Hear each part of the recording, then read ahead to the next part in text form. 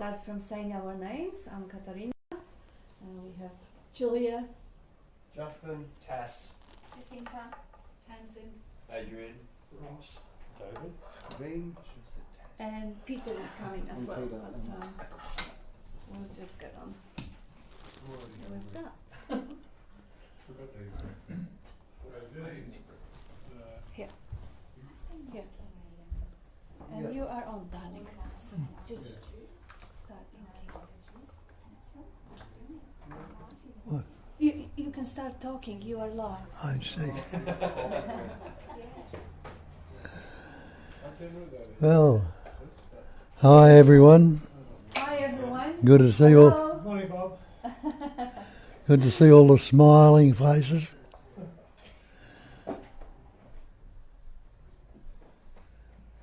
Yeah, everyone's happy.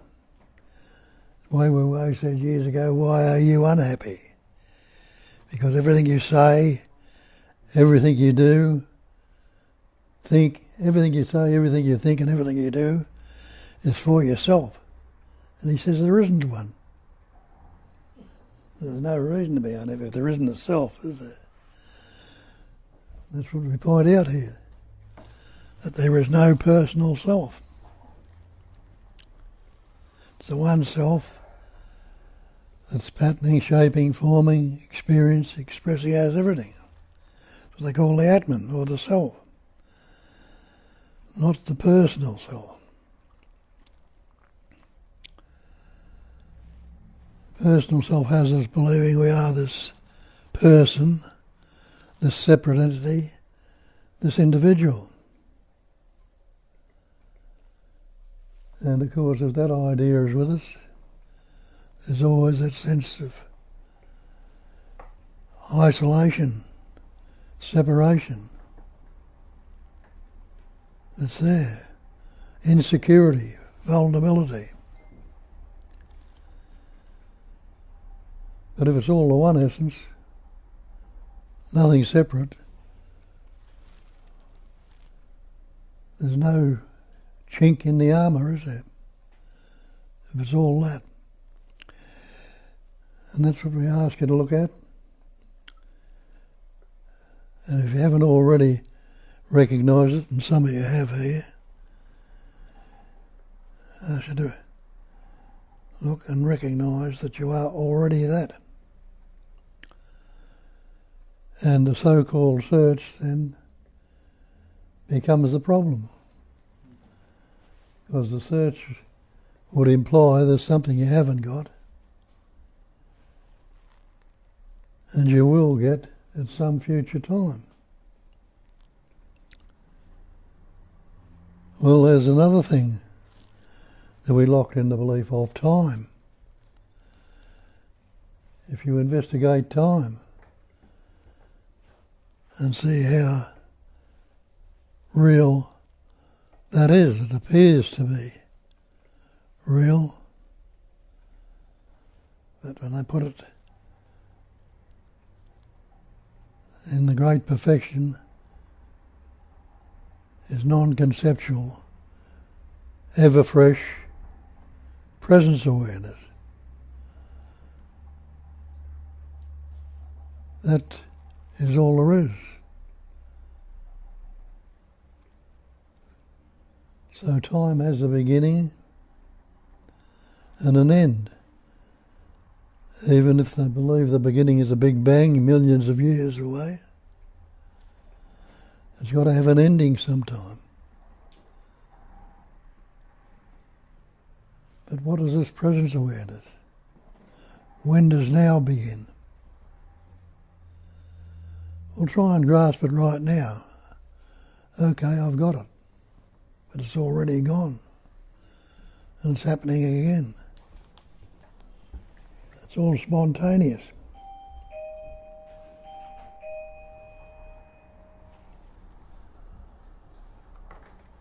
There's only this spontaneous presence awareness.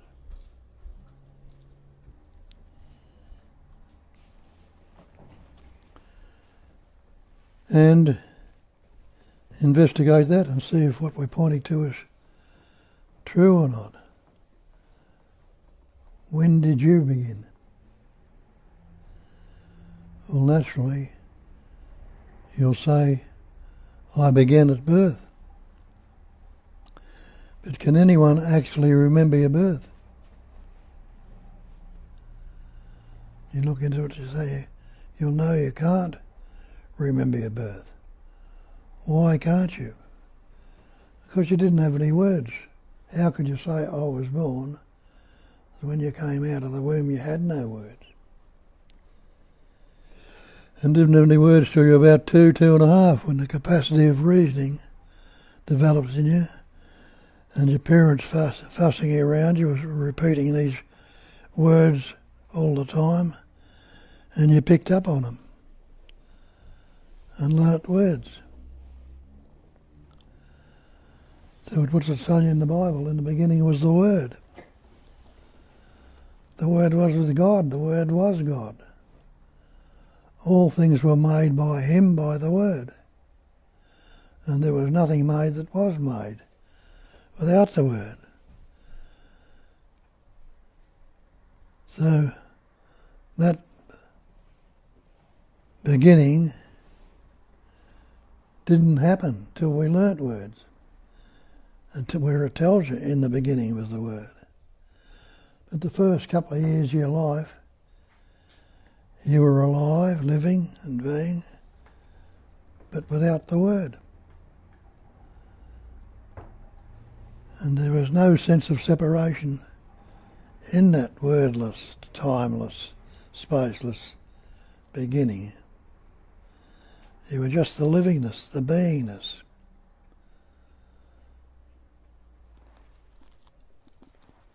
The happy to be, being, knowing and loving to be.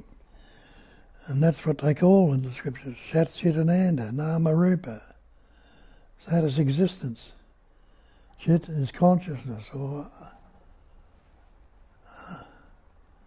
knowing that you are unaware, or aware of your being, and happy to be. So you already are that. But when we learned these words, your parents told you, your little Johnny or your little Billy or your little Jane, and you learnt words like I and me, well, naturally,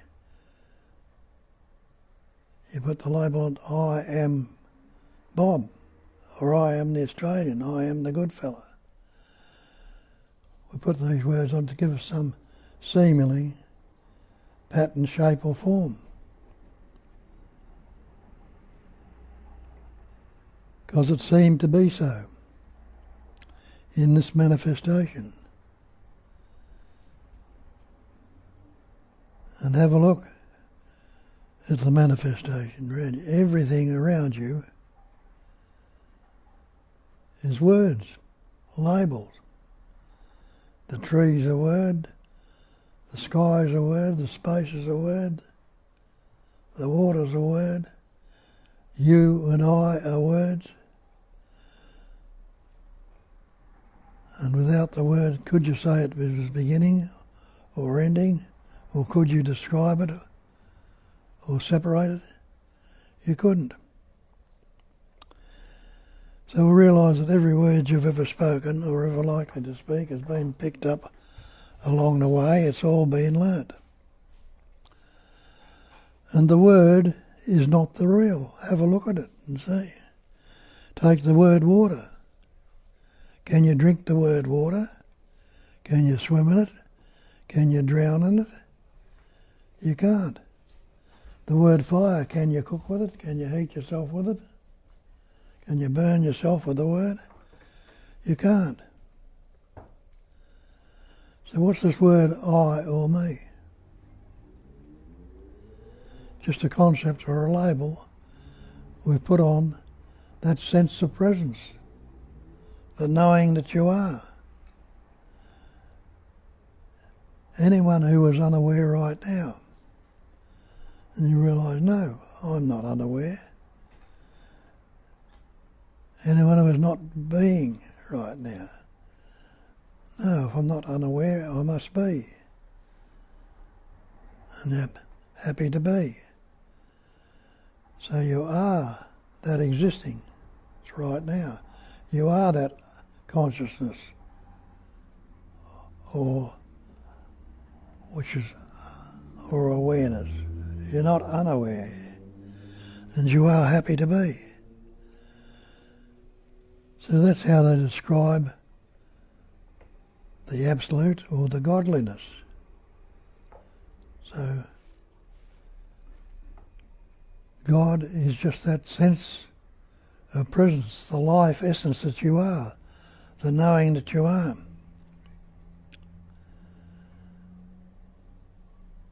And are you separate from that life right now? You know you're not separate from the life. So then, like Christ, you can say, I am the way. I am the truth. I am the life. Where people thought he was talking about himself, he wasn't. He was talking about that sense of presence, which translates and expresses through the thought as the thought, I am. And we believe we are this person. Where does the word person come from? It comes from a Latin word, persona, the mask.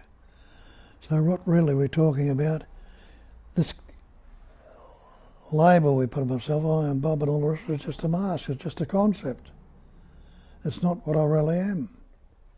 When what I really am is the life itself.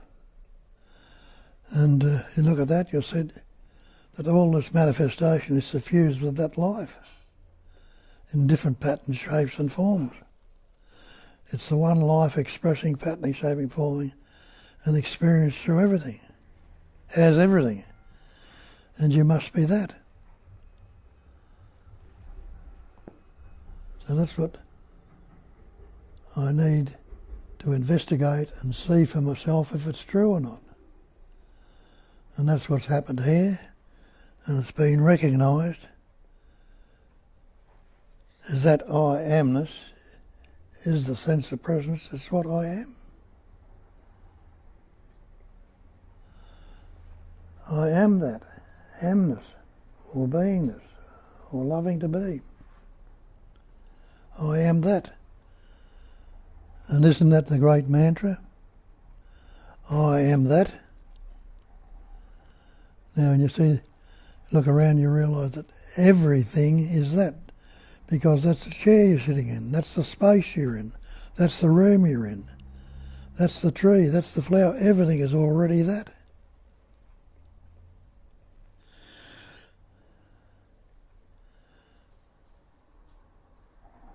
So really,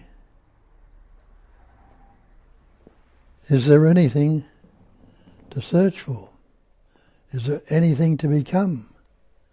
For becoming is a movement away from being. And Satchit Ananda, or being, knowing and loving to be is another way of putting it. You're being right now. And certainly knowing, aren't you? And nobody wants to be dead right now. So you're already that.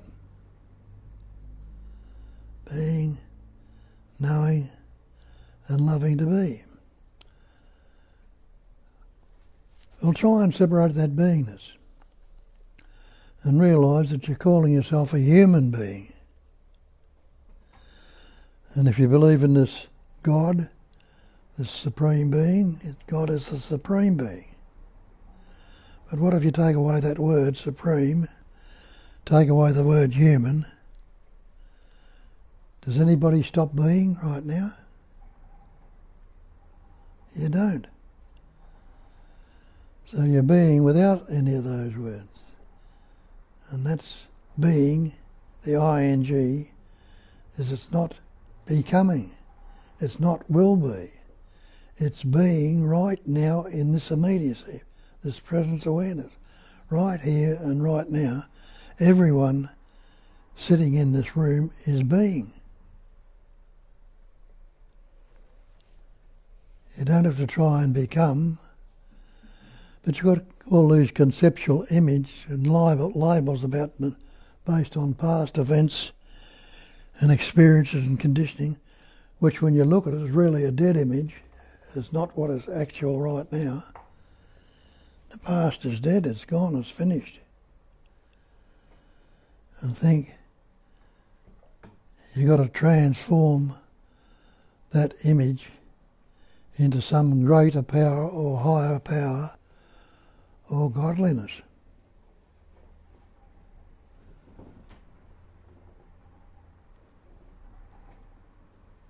But start from the fact that you already are that. What's going to happen to the search then? You're not going to be concerned with about trying to become anything. You'll settle and relax into this very life that's happening right now. Recognise and see you are the life. Because if you take that life out of the body, what do you got? You got a corpse. And before that corpse rots, before it's buried in the rest, it's still got the eyes, still got the ears, got the heart, the lungs, the kidneys, all the organs are there. But what good are they without that life, that animating life, intelligence, energy functioning through it? It's just a corpse. A good analogy for that is the computer. Look at the computer, all the information it's got in it. Amazing information. What good is it if the power's not turned on? Now the computer's been fashioned shapes and forms through these patterns, a useful instrument. And we don't realise that this body-mind has been fashioned also to express through. And if that wasn't expressing, it couldn't make the computer, couldn't form the computer, couldn't do a lot of other things. But what is a life? That's all there is life. You have a look at it, you see there's life all around, so-called what we call life all around you. From the minutest particle to the hugest galaxy. It's all that life. And it's only the one life. And there is no body that lives a life. Though it's expressing through the body, mind, it is not the life, body, mind, that's what's being formed and being lived. And we're expressing through and as that life.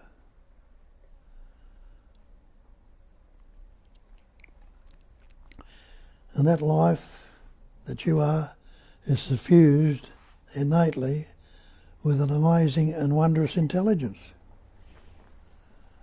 Not your intellects would work out 2 and 2 is 4 and this and that and that. The life itself is intelligence. Just like look in nature and see how that intelligence is functioning. It's rolling the earth around the sun. It's causing the seasons to come and go, the tides to come in and out. It's breathing you, it's beating you, beating your heart. It's growing your hair and your fingernails. It's the very life essence in which thing we call the world appears in. And they tell you that in the scriptures also, when they say it's a phenomenal manifestation. And the definition of phenomena in your dictionary, if you look it up, is that which appears to be. So this manifestation is appearing, seemingly so. But the essence is that life. And what does it all appear in? What's the basic screen in which everything appears? We look and see that, isn't it space? Can you postulate anything or think of anything at all that could be outside of space? Space is empty. It's silent. It's still.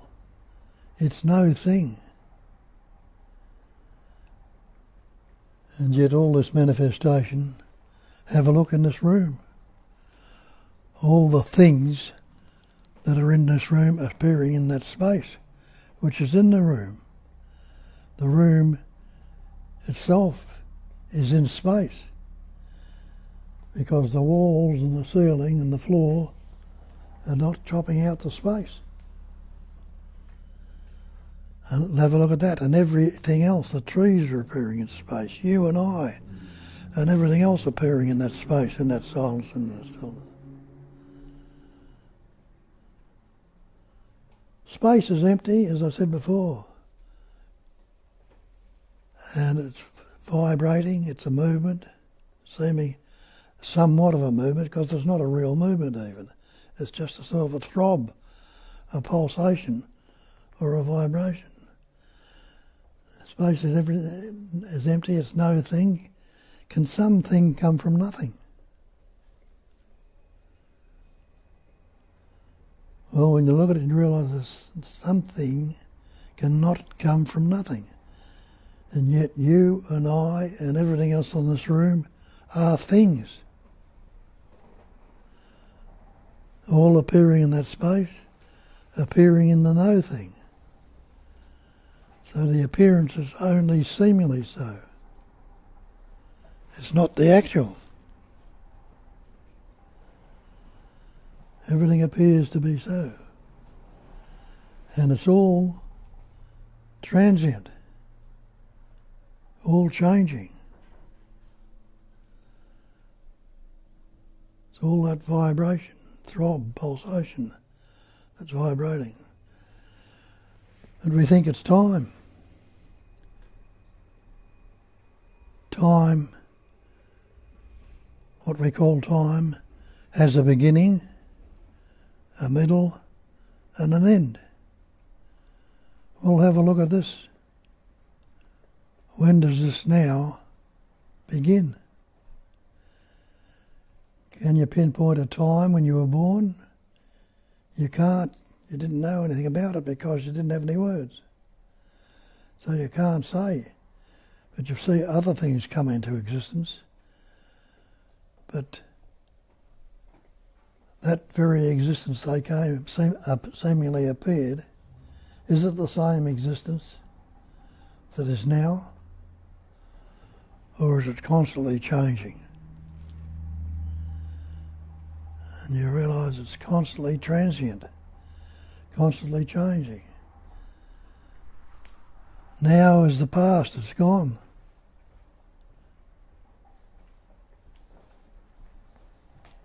Tomorrow hasn't come. It's seemingly something that will happen at some future time. The present is spontaneous. It's got no duration. Again, pointing out that there's no such thing as time. There is no duration.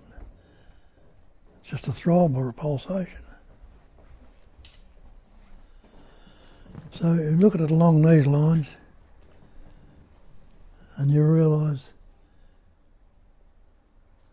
that pattern you call yourself is much greater than what you've taken it to be real. It's not the poor, miserable, unhappy human being that's suffering, causing grief.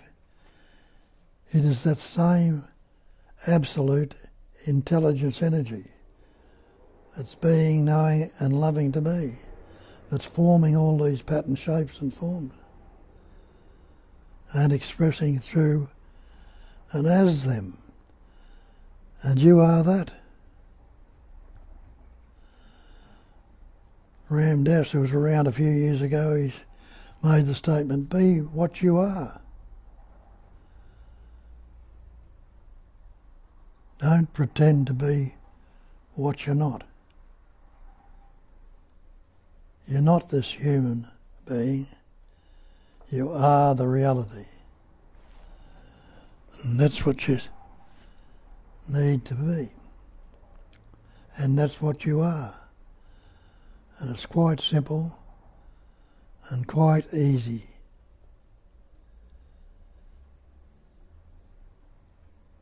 All that needs to happen is to question some of these erroneous beliefs we've taken upon and these concepts and ideas. Who am I? Well, for a start, what I know is that I am. But what is this I am? It's not the body, it's not the mind, which I've mistakenly taken it to be. It is the sense of presence. The awareness of being present right here, right now. So that is what I am, that sense of presence. It's a sense, a feeling. It will become a thought, a feeling, an emotion. But it's not a sense of the past or the future. It's the immediacy of this moment. Right here and right now, try and negate your beingness. Tell yourself, I am not. But you'll immediately say, that's bullshit. I'm here, I'm present and I'm aware. But there again, we've got this concept and keep putting the idea of the person, the separate entity on it.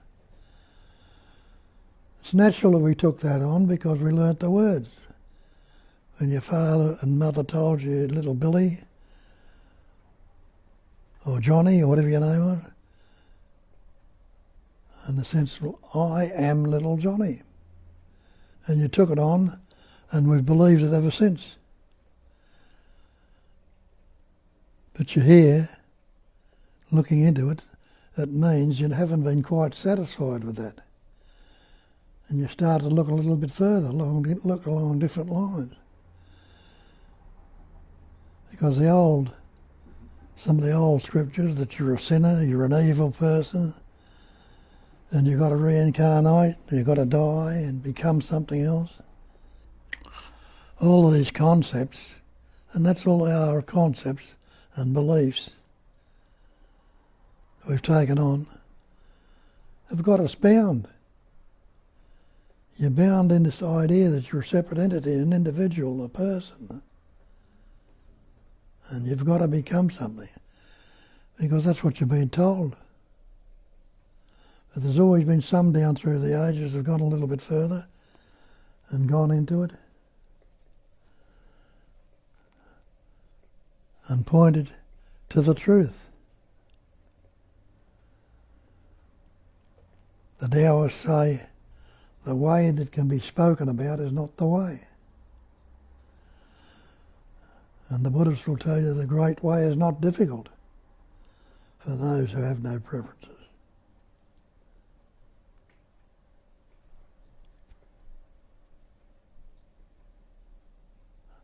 And realise that you are already that.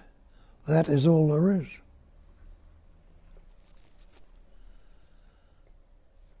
See it, know the truth, and the truth will set you free.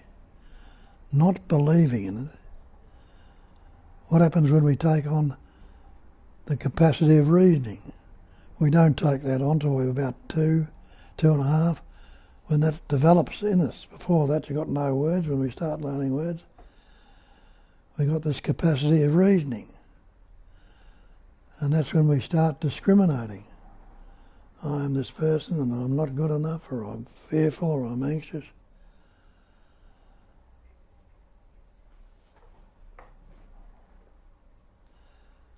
And when they tell you when no discriminating thoughts arise, the old mind ceases to be. Well, if you're not discriminating, you're not going to see it in the same way. You're going to see it differently. Well, there's all the clues that needs to happen. Belief is not the actual. The definition of belief is an unquestioned acceptance of something in the absence of reason, acceptance of an alleged fact without positive knowledge or proof. Question it, see for yourself. Because none of these patterns here, like you, me, or any other pattern, because we're just patterns, expressions of it, cannot give it to you. How can we? When we are patterns ourselves, expressions of it ourselves. Nobody can give it to you. But you can, a little bit of investigation, you can recognise it and see it for yourself. Recognise. The Buddha called it a cognizing emptiness. We think and believe we've got to cognize the emptiness, got to see it. It's not meaning that at all. It means it's the emptiness itself, suffused with that capacity of reasoning, has that capacity of recognizing.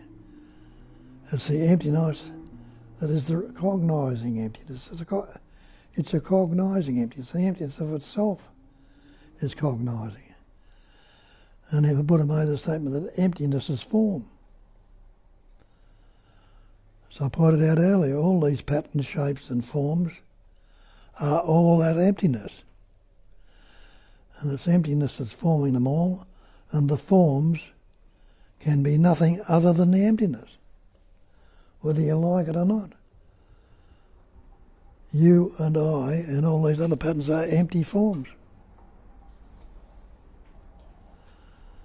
Recognise it, know it for certain.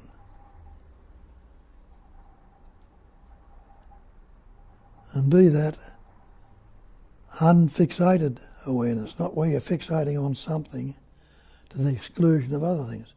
Be unfixated. Let it be as it is. It'll be constantly changing, constantly transient, like life is. And you'll realise you are that life. Well, that'll do this little pattern, shape and form for now. And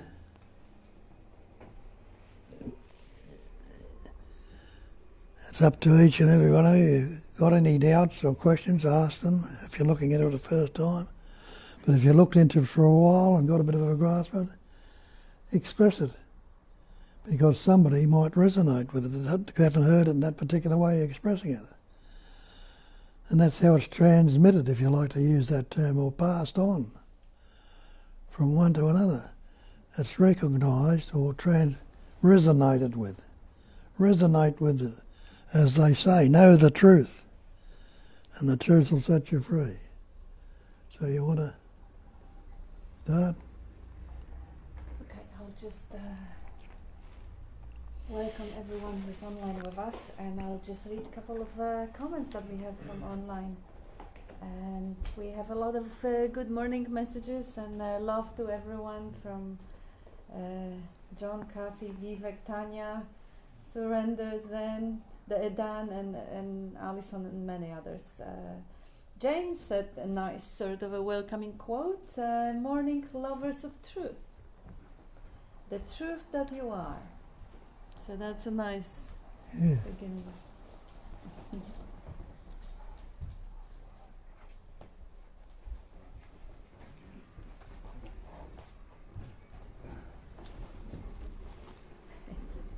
David, there are a few places in the sofas as well.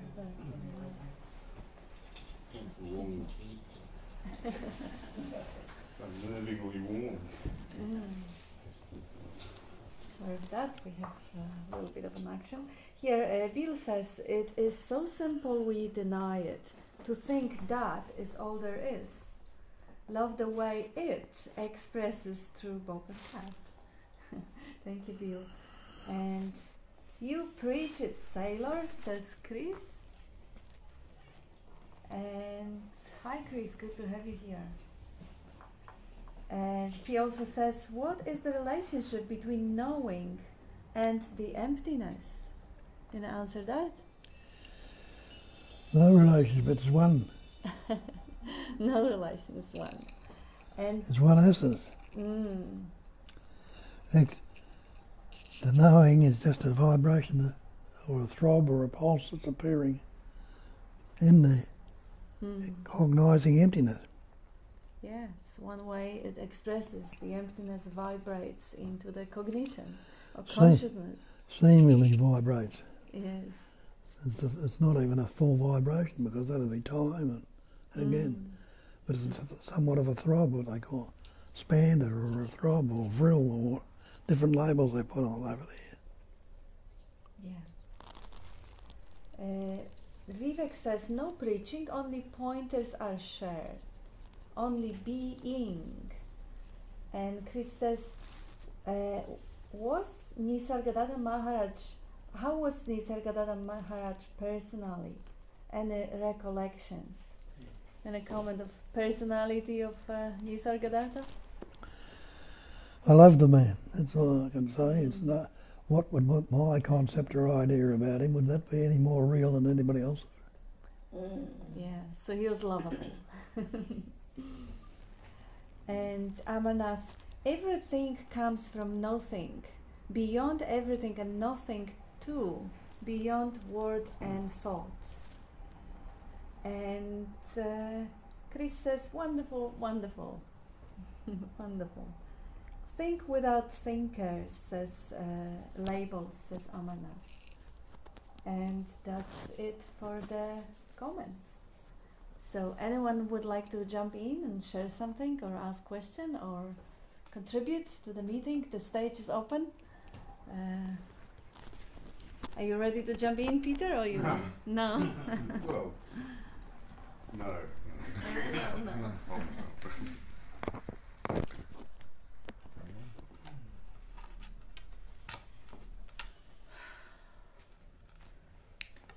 I have one more comment coming, just one more comment coming. I can read it up. This is from Tanya, and she says, Bob and Kat, good and bad is duality, but there is a thought or belief that killing animals is not right. But that is just thought, story, right? As life lives on life and out of life more life comes. There can't be acceptance of animals being food, resistance to this. There is no judgment of others eating meat. Hope this doesn't bring up too much of the debate. I know I have asked about this before. And Amarnath answered to that nothing's good or bad, but thinking makes it so. I see, Bob, you want to answer to this? Well, animals and everything else are just the same as you and I. We're appearances only seemingly to be so. But it's the one life that's patterning, shaping, forming, expressing as everything. That is all there is.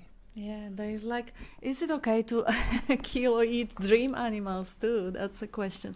Another way of looking at it, see why particular animals or human animals is bad to kill and mosquitoes is not bad to kill, or bacteria or virus is not bad to kill, or perhaps plants, which are also life forms, is not bad to kill.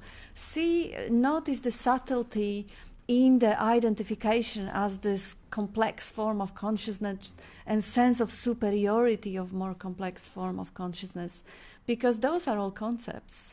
And as you understand those concepts, at no point you will start killing animals or little children or people, because that's just, if the body is not conditioned this way, it's not going to happen. But at least you will be free from the belief which subtly causes separation and judgment, because you may not be completely conscious of it.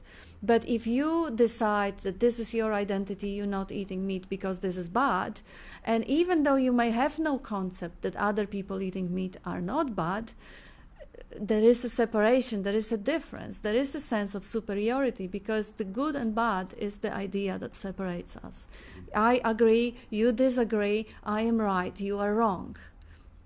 Just see the subtlety, because eating or not eating that part or this food or whatever, doing anything, just like in nature, does not have to cause any sense of suffering and any sense of separation from anything else. It is just how life expresses itself through this particular body, and it doesn't have to have a story around it and justification of it. And if the justification happens, and it is a way in which love expresses itself, yeah, just let it happen, love it, but don't take it as your standpoint. Don't make it personal. That will just free you from the potential suffering.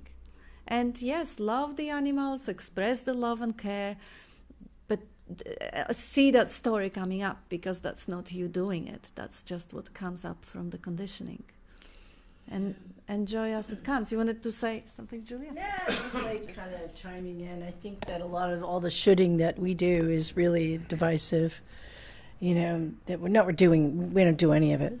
But when it happens, it's very divisive. Of I'm right, you're wrong, I'm better, you're worse, and I think Kat nailed it when she said, the mosquito deserves to live, so does the tomato.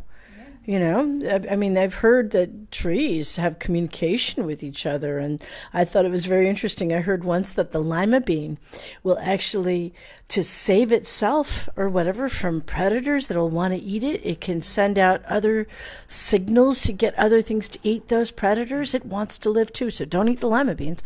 I mean, where do you stop? Where do you draw the line? What if there really isn't a line? Except it's all conceptual, it always has been, and I don't know. I'm just kind of talking out of my whatever, but I feel like I'm talking about my ass here, yeah. But it just seems, in my experience, when I'm like shitting on others, it doesn't feel great. It feels separate too. It feels like there's a you and a me when there's shitting happening, and when you see that really what should be is what is. Yeah. Have a look in nature. Years ago, I used to tell the story about the dung beetles. You've heard of a dung beetle, or seen a dung beetle in Africa. It gets the elephant shit, rolls it up into a ball, and digs a hole about a metre deep in the thing, and carries it round on its hind legs and lays a little larvae in it and buries it, and then it dies. Now that larvae grows, and some will come up and bubble their way up to the surface and fly to where they thought the elephants were, but there's been a drought and there's no elephants there. So they'll all die. Others will come out and go somewhere else with them, and some of them will be eating birds or insects on the way or other things. And then the honey badger coming along, and he's got a sense of smell that's very good, and he can smell that larvae down a metre down. He burrows down and digs it out and eats it.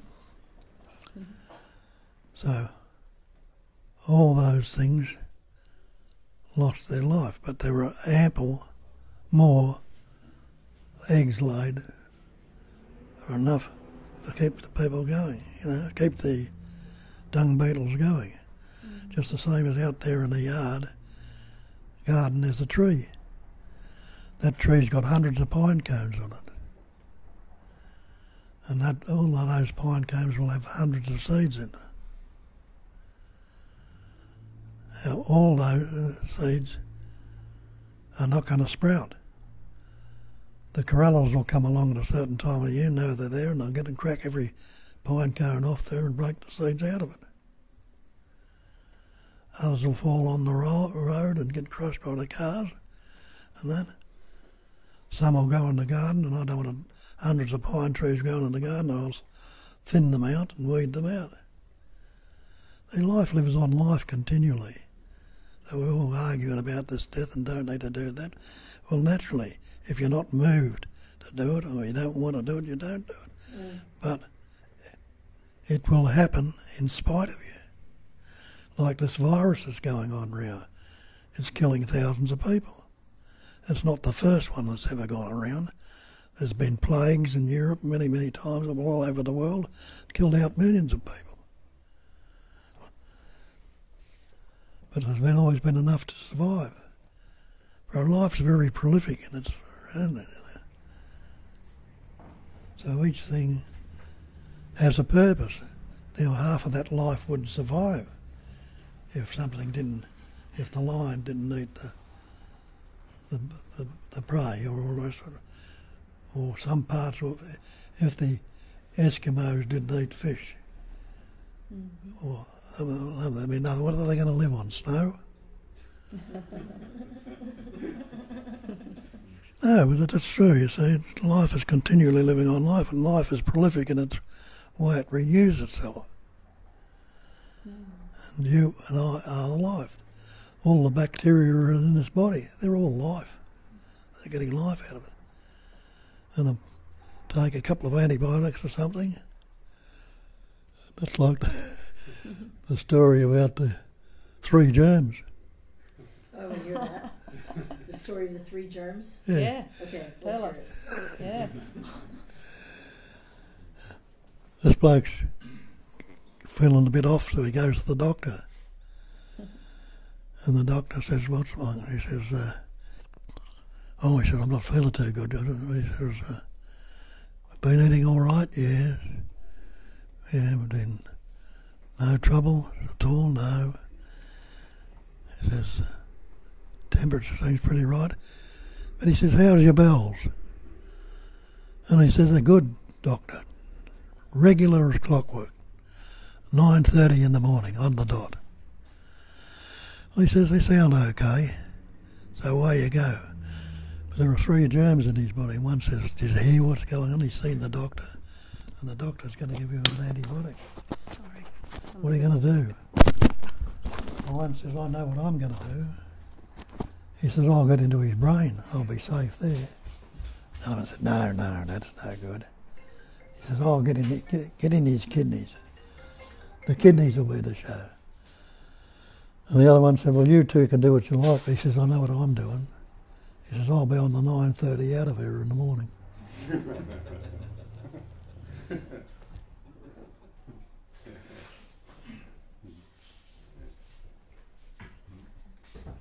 Can I say something in regard to that Yes. trial later? Yeah.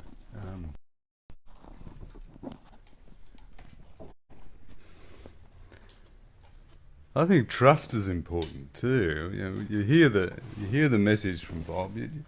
At some point, you've got to do the investigation deeply in the privacy of your own mind to understand that yes, it is true that I cannot be an idea.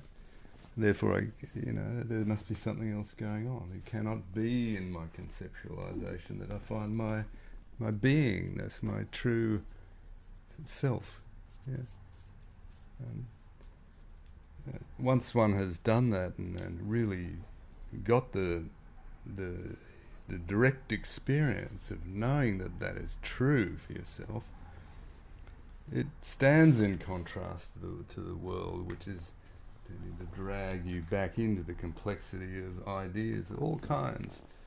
And but there is a moment where we can simply exercise trust, like tip yourself into the other side where I cannot be an idea. This is absolutely a priori true in your direct experience. So try it out and fall back on this complex of concepts that rises and falls and try to find reality there. You've got to give it a go, in a sense. So these notions about working it out, whether I should eat meat or not eat meat or kill this beast or that beast, or whatever, all taken care of in that moment that you completely and utterly trust. Because, or experiment at least with that. Throw yourself onto the precipice of now, right? There's no other time, is there? Is there? No. There's only now. There's no other time, then there cannot be space and time. This must therefore be... Anyway, this must be the experience of something other than the configuration of my conceptual mind, isn't it? Don't worry for a thing, as Bob loves to say, and I love it too, Bob, is that have no care for the birds have no care for putting up stores and that sort of thing. Give it a shot. It's actually quite an amazing experience. It's very beautiful, very calm, happy, and it just shows you that, as Bob said earlier, that this is simply a flow of imaginings. It's wonderful. Thank you. Bob wants to say something. You realise that there's naturally a lot of trust there already. Because don't you get on a tram every day and trust? You don't know whether it's going to get you there. Don't you eat your bread on trust? You go to the baker and buy a loaf of bread. You don't know what he's put into it. So many different things that we trust. There's a lot of the things that we don't trust. As Peter said, we've got to work on those and take it overall, yeah. There's a few comments also from people who are with us. And Amarnath says, beautiful appearance is eating appearance or disappearance eating disappearance, and a lot of laughing faces, like a dream, laughing out loud. Amarnath also says that truth is so subtle and so simple that can't be grasped with mind or concepts or words. And Primali, just a thought, aren't we making stories about killing? We don't know anything, so whatever we say are stories. Who knows? Beautiful point, Primali. Yes, Peter was alluding to that too. Like, who is killing any animal right now at this moment? Can you see even, the animals, they're very alive. One got just locked out. I had to go and rescue it. And he loves them. And now Tanya says, wow, thank you, Bob and Kat. Did not realize there was a subtle superiority about being vegetarian. And there has been an identity as vegetarian that I am ready to let go of. Not that anyone is doing the letting go. Not eating meat will probably still happen until it doesn't. Thanks for pointing out that it's being bad is just a story or concept, which is what came up here, looking at it, but just same doubt, just those thought story floating by. Life is moving all the expressions to eat whatever they eat. Exactly. Beautiful, Tanya. And Primali says, bowing thank yous. And Tanya also, who is judging what life forms should live and what life forms die? A very good point. I certainly have no qualms in swatting a fly or mosquito. And Amarnath, thank you, Peter. Truth self is not an idea or concept or notion. We have lived so long on them that we feel that we can't live without them. We can live without body-mind notion. Yeah, and Julia, British Julia, so true. We get in a car every day without thinking about it. Get out of the mind and its habits. Immense gratitude to you all and Bob and Kat. Yeah, the natural trust that Bob just pointed, without concepts. Just recognize it is there.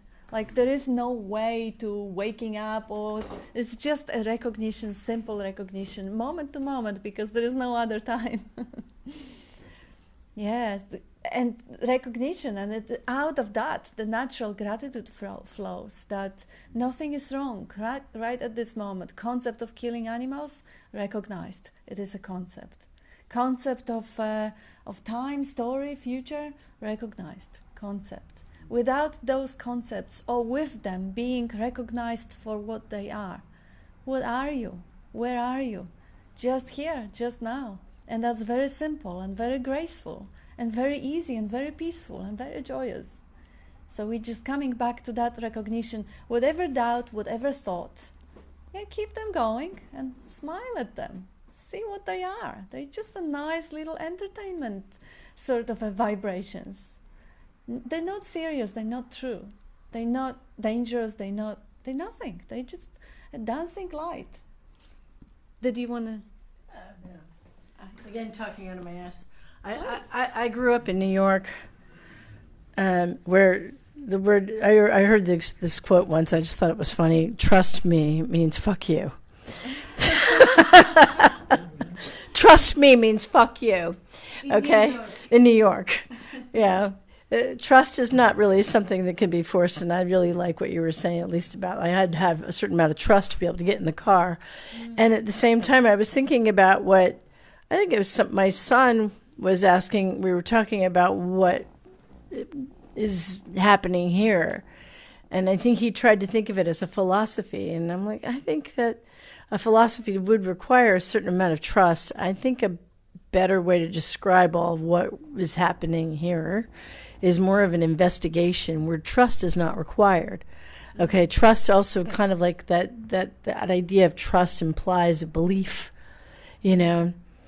that I'm going to trust that what he's saying is true. I'm going to believe it. No, don't believe this. Don't believe this. Investigate. This is an investigation. This is what we're doing here is looking to see. Oh, let's see from your own direct observation.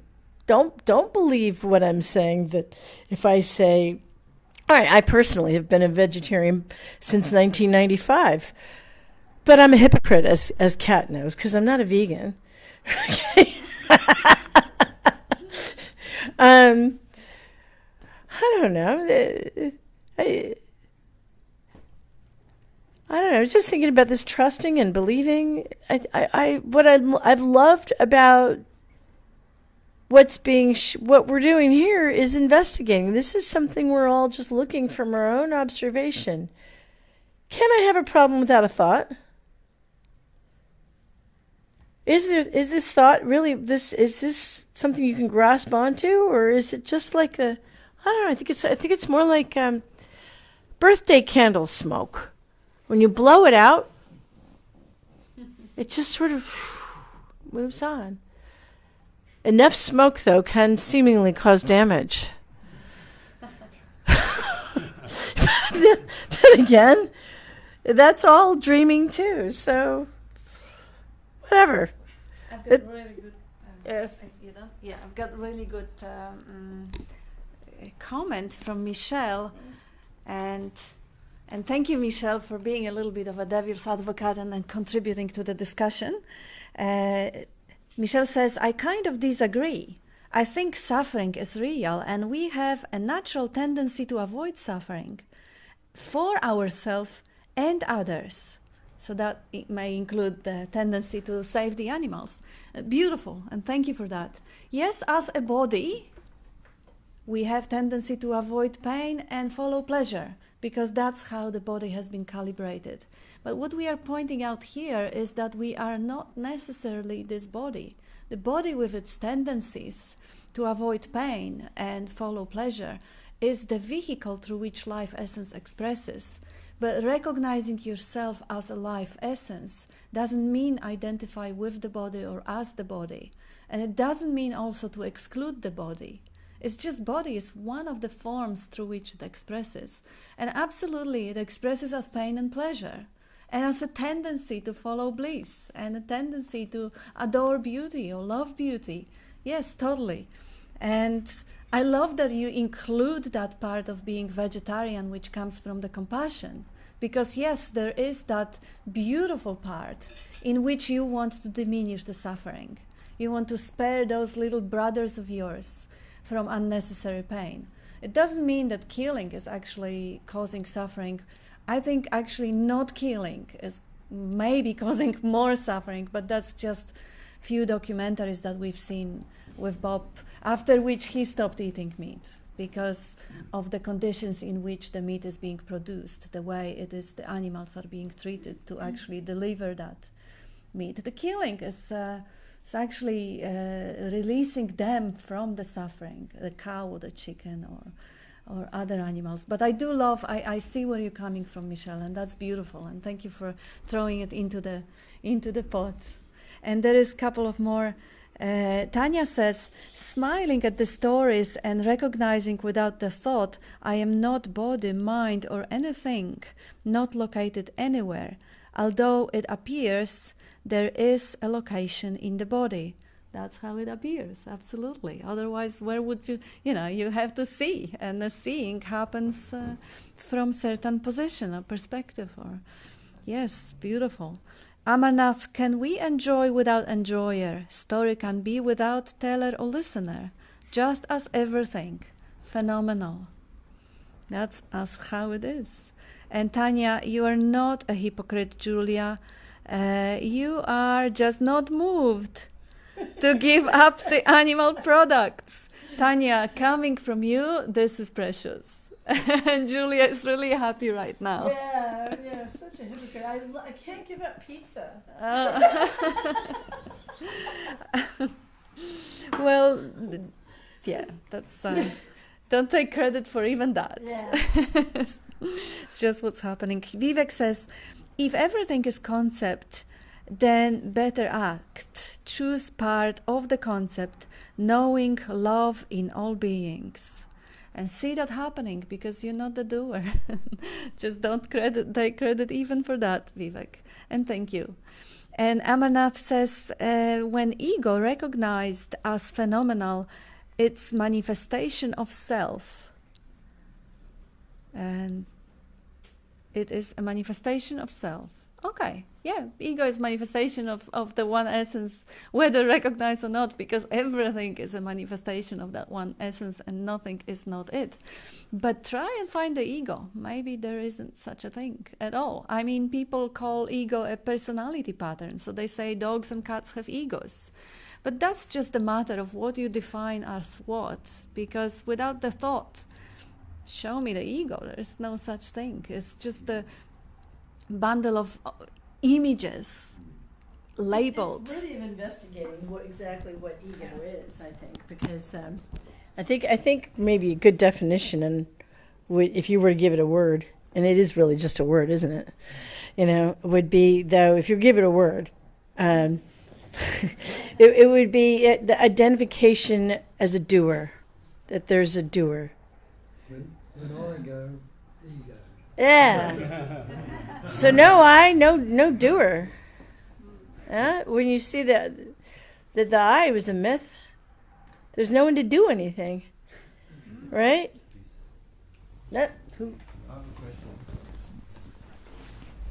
have a little comment maybe as well on what you're talking about. I'm pretty sure recently scientists have realised that whales have like quite complex forms of communication, like language, and they can speak from like one whale to another whale across the ocean. So from our conceptual mind, that implies that they must have an identity, because it's like, how would they know that whale speaking to this whale? And so possibly that also implies that ego is based on language.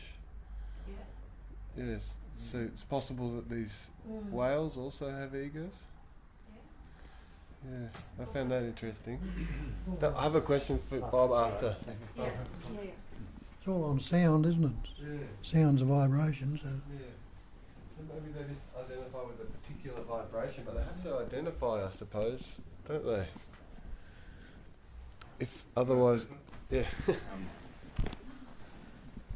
Wonderful story. I love whales. Yeah, and that's about all that's really necessary. Yeah. Like trying to discern whether they do this or that is it's just useless complexity when in the light, in the pure light of the isness of a whale, the beingness of you now. it's a bright idea, it's a beautiful idea, it has God in it, if you like, you know, but let's not try to work it out any further than that, so to speak. You know. Some interesting factoids, if you like, that sperm whales gather in this thing called a rosette in the Antarctic, where they put their huge brains, and they have the largest brains on Earth. They're about the size of a VW motor, Beetle. And they put their heads together in the Antarctic, like that, 6 of them together, and they just sit there for some period of time. What the hell do you think they're doing? I don't know. But it's wonderful, isn't it? Yeah. So, the whole thing here is to just don't try to find the answer in the concepts. Don't try to find the answer. In the concepts, in the mind. Yeah. But, all of a sudden when we say that where else, what is there else? There's nothing but mind, right? Nothing left. It seems. Yeah, but...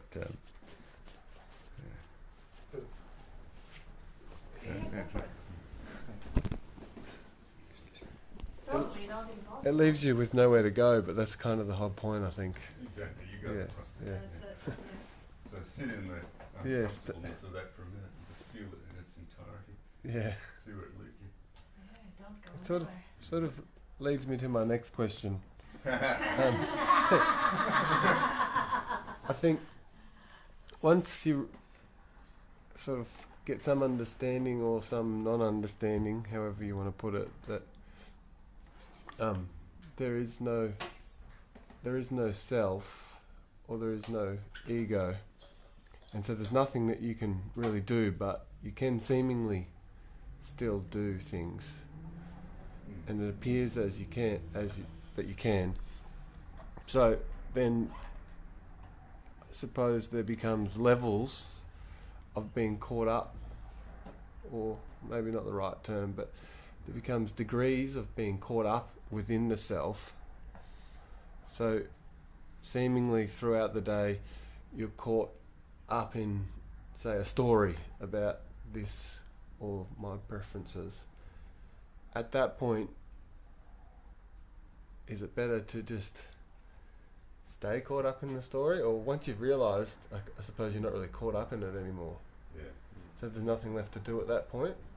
So my question is there any benefit, in your opinion, of just realising when you're caught up in stories and caught up in the idea of the self? Maybe you don't have a choice at that point. It just feels that you probably don't have a choice at that point, but it feels like you do. Good one. We're done.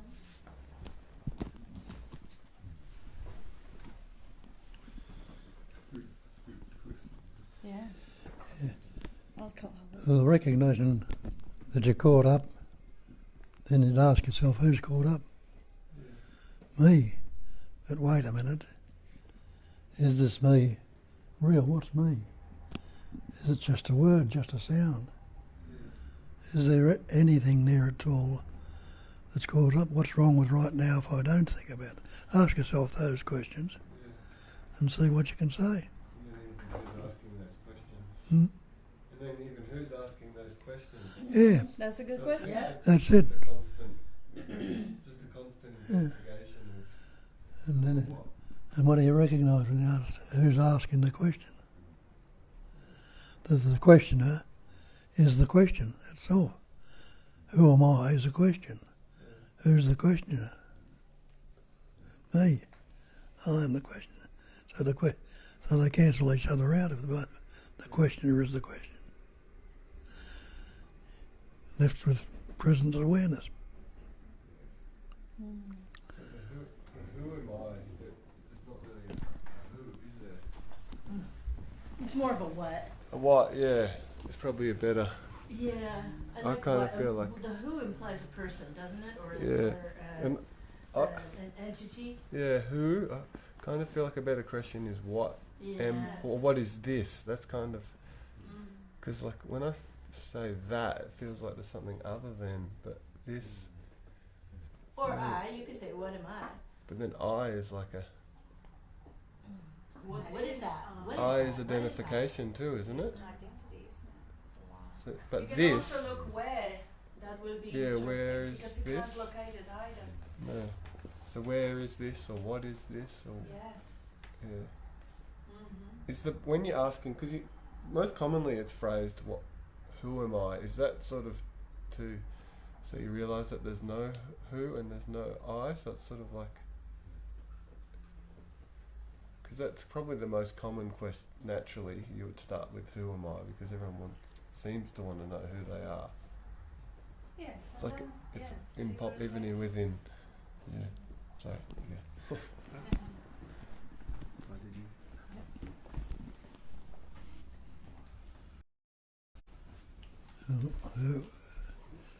Who's asking the question? I am. Well, I must be the question. And what's the question? A question. So the question and the questioner are both questions. Cancel each other out.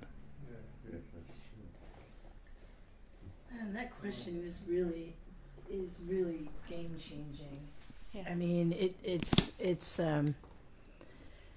I think what brought me to Bob was this thing I was doing. It was sort of, I guess you call it a method. They called it the Sedona method. And there was a lot of letting go and welcoming your feelings, and it was great. It was really helpful. And I would just say the sledgehammer of it all, there was this question where you would be pointing at, well, what wants to know? Who wants to know? Who cares? Who's the one with the problem? And that to me is like that's the sledgehammer of it all. That's the nuclear bomb. That's what blows it all away. There was a great metaphor I remember hearing once. If you look at a skyscraper, and in the middle of a skyscraper, what really like holds it all together is something called an I-beam. And it actually looks like in English we have this capital letter I, right? And so when they're going to blow this building up, like in Vegas, say they want to put a new building in or whatever, they want to get rid of this building, you know what they do? Is they attach dynamite to that I-beam. Yeah. And when that I-beam is blown up, the whole thing goes,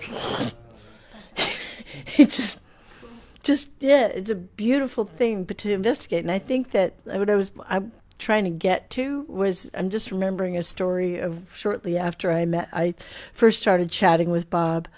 I was working real hard at letting go, and there was a lot of working at it, a lot of frustration happened. And one particular day when there was a car accident, and it was completely the fault of whatever I was thinking I was, okay?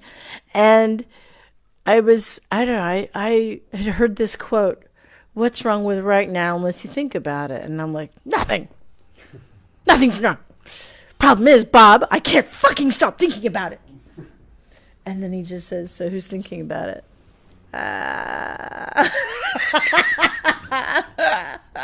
When he asked that, it was just boom, that just put the dynamite on the I-beam.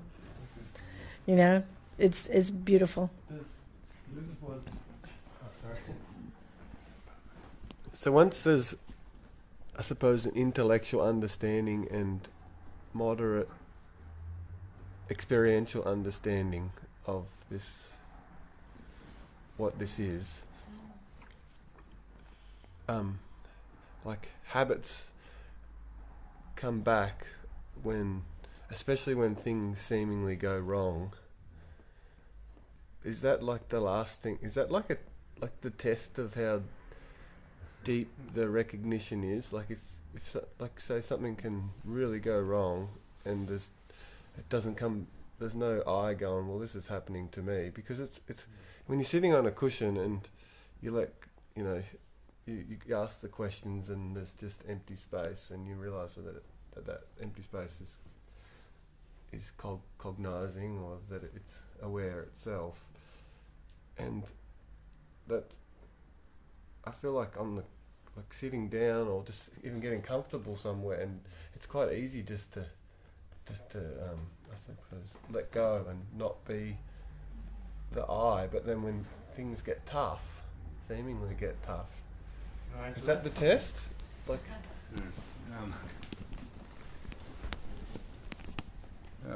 I think it's useful to see the ego or this construction of self that I seem to be, right, as an inexplicable device which is in fact dedicated to covering over the truth. Yeah. Right? Everything, it's useful, maybe useful to see that everything that I think can either lead me home momentarily, right, or point to the truth, or it can confuse the issue in its entirety. In which case, it's a denial of God, isn't it? A denial of the truth, right?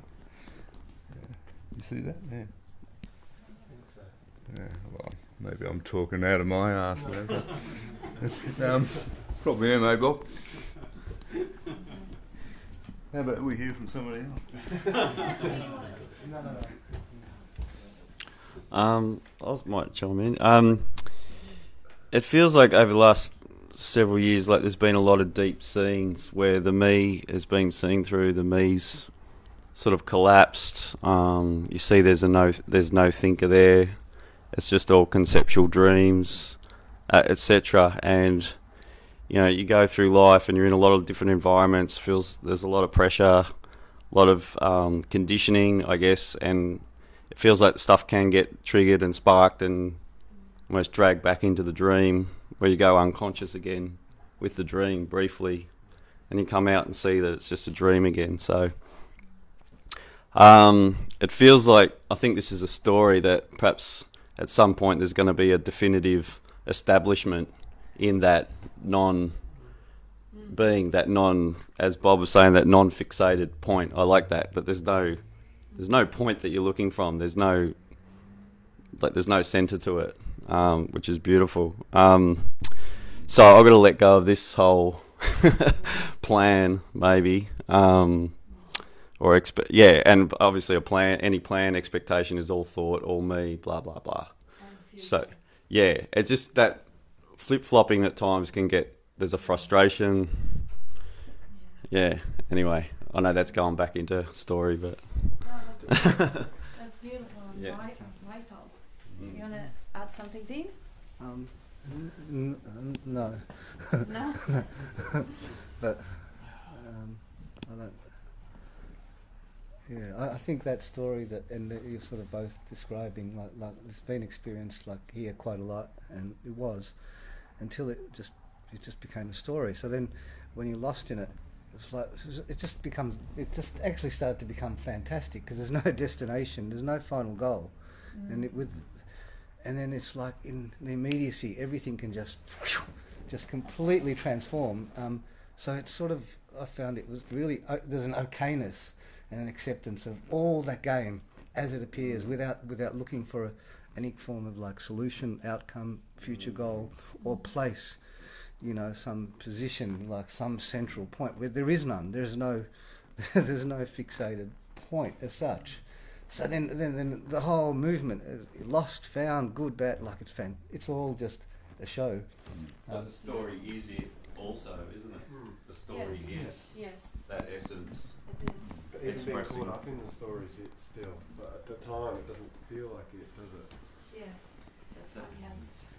Yeah, and I'm wondering if that getting caught up in the story and then realising that you're caught up in the story, does that eventually drop away and there's just, the story's there but there's just no getting caught up in it? Yes. So even in How badly you want to find out? yeah. Because what is now is all there ever is. Yeah. And I suppose this Development going on. Yeah. Yeah. Evolution. it's all just And don't wait for some future in which the story won't arise. yeah. Because that's being back in the trap of the mind.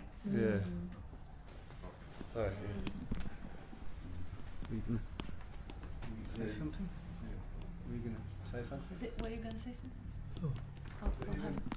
Even me questioning if it's going to drop away, so it's still. Yes, and I have actually a really nice comment here from Primali, who is with us online, and she's got a nice clarity. She says, "Don't take this reply the wrong way, but why are you asking the question?"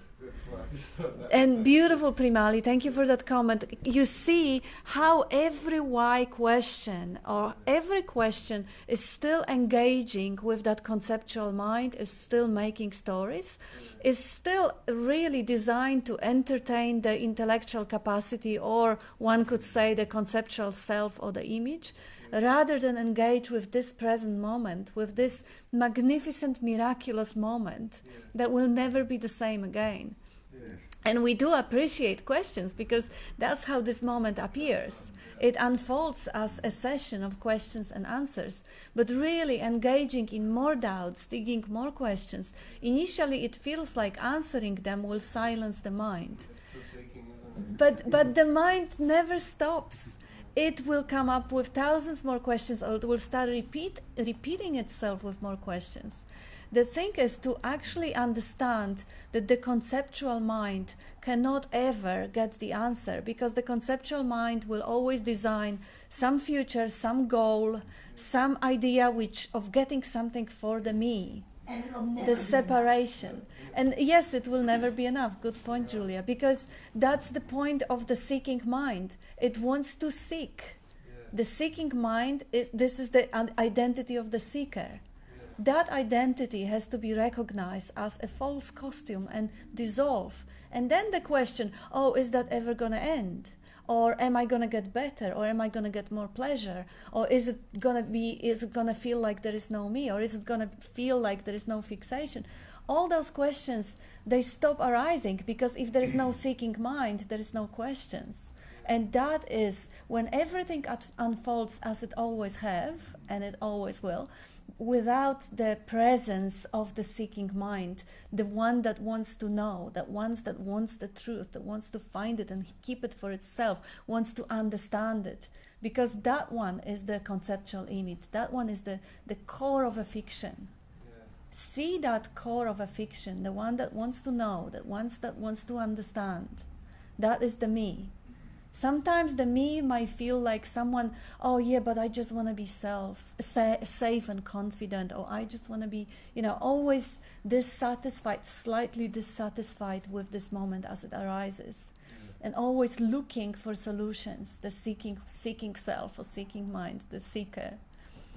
If you see that one arising, you are already looking from beyond identification with that one. You're looking from that space-like open field of witnessing consciousness, rather than that phantom appearing as me. This is the seeking mind. So you're witnessing that vibration, totally understanding that this is the part of the story, this is the part of that landscape of unfolding, but this is not you, this is not personal. And that's the freedom. Now the question, are the thoughts going to arise? Is the identification going to arise? How relevant? How irrelevant? It doesn't matter, because you are the space, whether they arise, whatever arise, good, bad, pleasant, painful, self-image, this, that, doesn't matter, because space doesn't ask questions and is not in conflict with, like mirror is not in conflict with what it is reflecting. Everything that appears in a mirror is indifferently, neutrally accepted as just the appearance. And I have another couple of comments, and this is a beautiful, from British Julia. You listen. Love you, Bob, and a beautiful big heart. I want to keep you in my pocket for when this is forgotten. How lucky we are. Yeah. And that little gosh, I don't know the name of that plant. Amarnath says, me never existed, but we built the word or thought building without basement of me or I.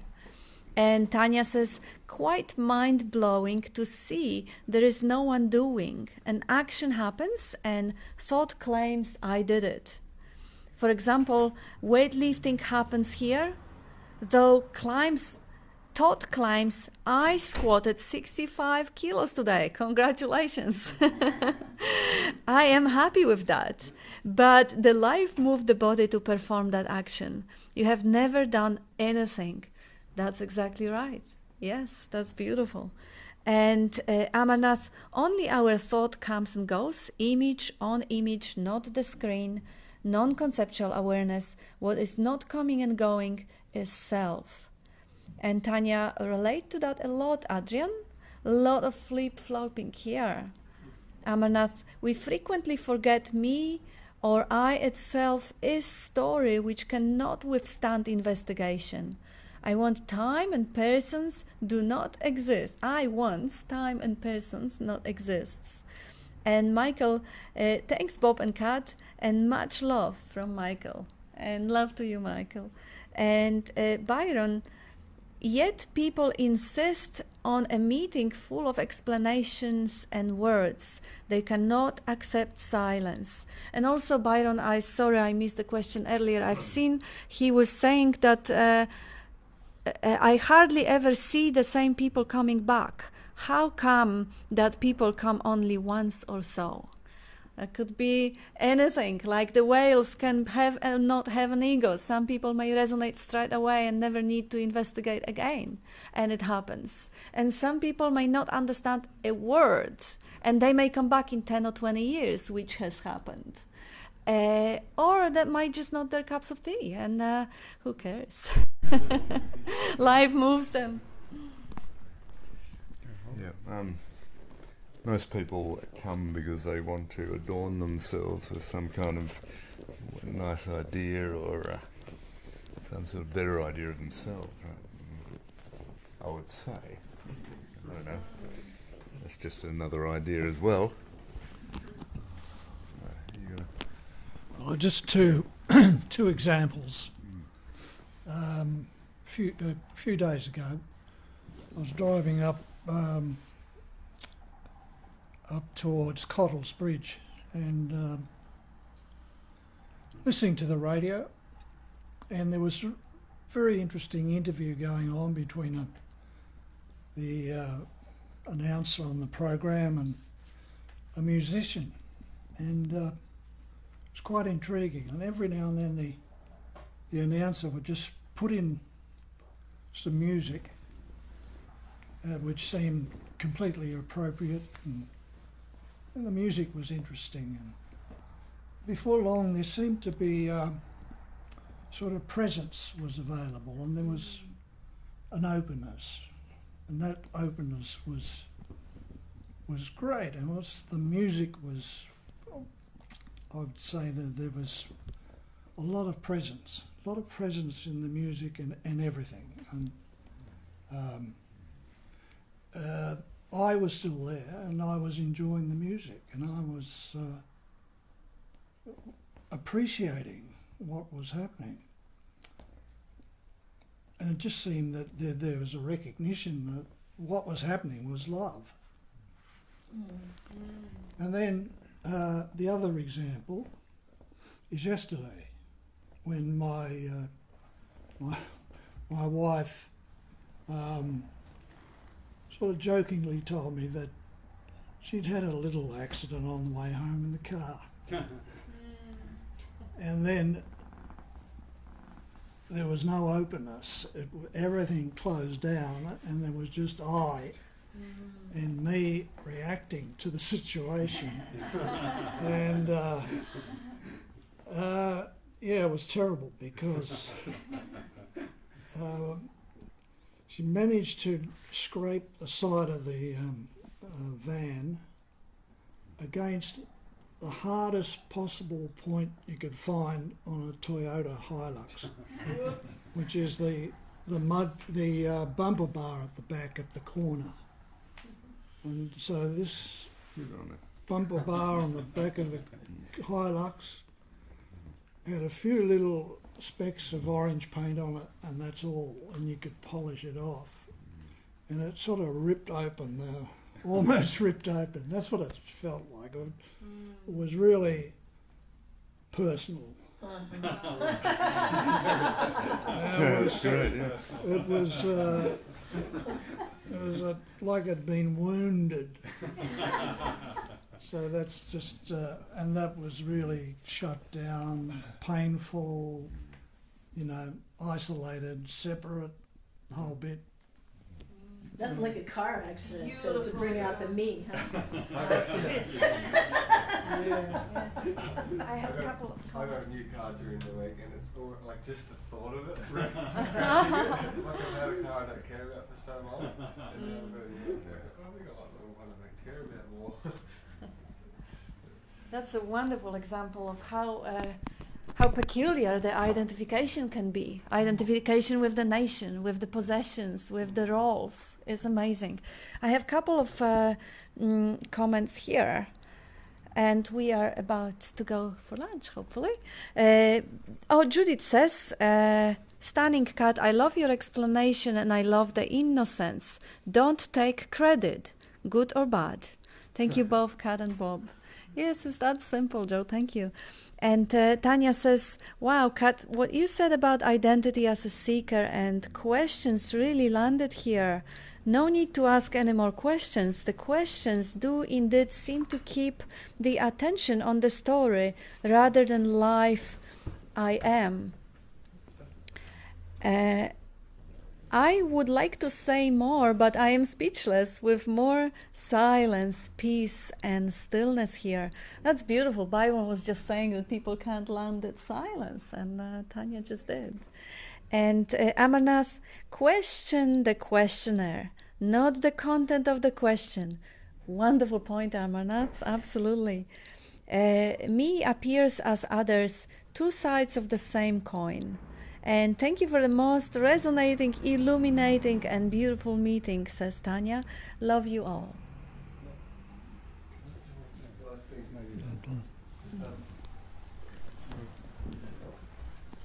Just how I was asking the question before, and someone pointed out that I suppose who's asking the question about what's going to happen in the future, that sort of thing, and then I'm conceptualizing again, but the idea of trust came up, and it's like if you have trust in the fact that you are this, then that's when the seeking will stop. Because the seeking is kind of distrust in a sense, isn't it? It's not even a trust, it's really confidence. A confidence, Because it's not a belief, it's a certainty. But it may, and it does, for some people start as a sense of trust and... I think that term faith, you hear, I think as Westerners we don't like the term faith, just because, and then it gets watered down, they use trust instead of faith, but then also you hear confidence instead of faith and as well. see if you don't have that confidence already. Yeah. Do you believe that you are, or you know it for certain? The problem with it is we all have absolute certainty that we exist and we are conscious. We just think that that's not enough. We think there is more to it. And we look for the answer, what is more? What else do I have to grasp or understand? There's absolutely nothing that needs to be grasped or understood. You are absolutely confident that you exist. And you know that you are conscious.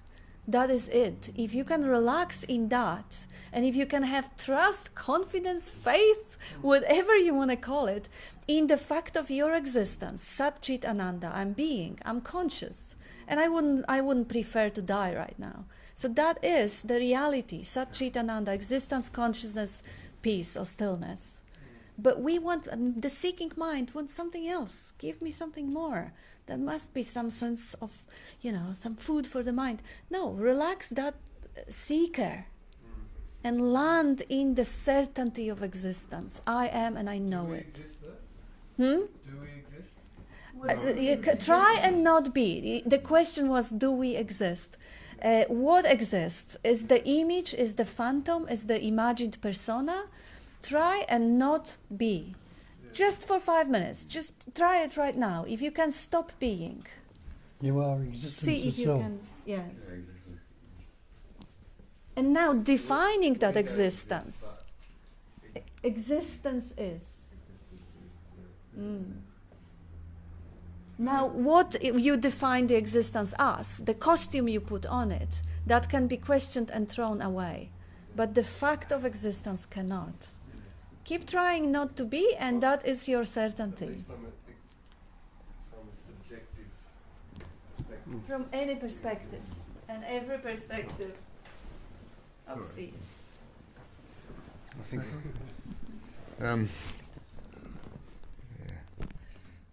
I think you're. I look at you and I just feel wonderful. You're a really nice guy, and you're really gentle, and you've got this beautiful, way of expressing your thoughts, and everything you're saying is absolute bullshit. And, But I just love you. I love you to bits. Love you. Doesn't everyone here love this guy? All I'm saying is, don't worry. I mean, God shows up in all these different ways, And I use the word God, even though Bob doesn't like it. No, we don't care. Yeah, I don't feel constrained in that way, I'm not saying that's a constraint, Bob, at all. It is a very good point, actually. It works But, for you, not yeah. for everyone. Yeah. I think all I'm saying is, just be free and let it all show up the way it might show up. There's an accident with your wife's car.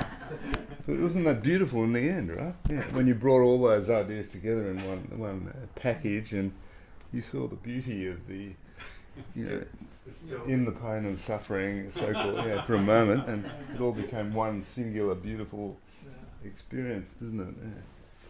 Yeah. Happening in awareness and swirling around and The indestructibility of the Hilux bumper bar. yeah, great. Yeah. If we don't go right now, Yes. we won't go. Sorry, guys. I have another comment from Jane saying that all stories, none of them real, including me story. And love you guys. Hope everyone has a great rest of the day, and the rest of the afternoon. This is from JB. And so deep down under, do we know anything? Do we need to? And now, yes, we have to wrap it up and go for lunch, because otherwise, unfortunately, I'm working in a couple of hours, so I can't go. So.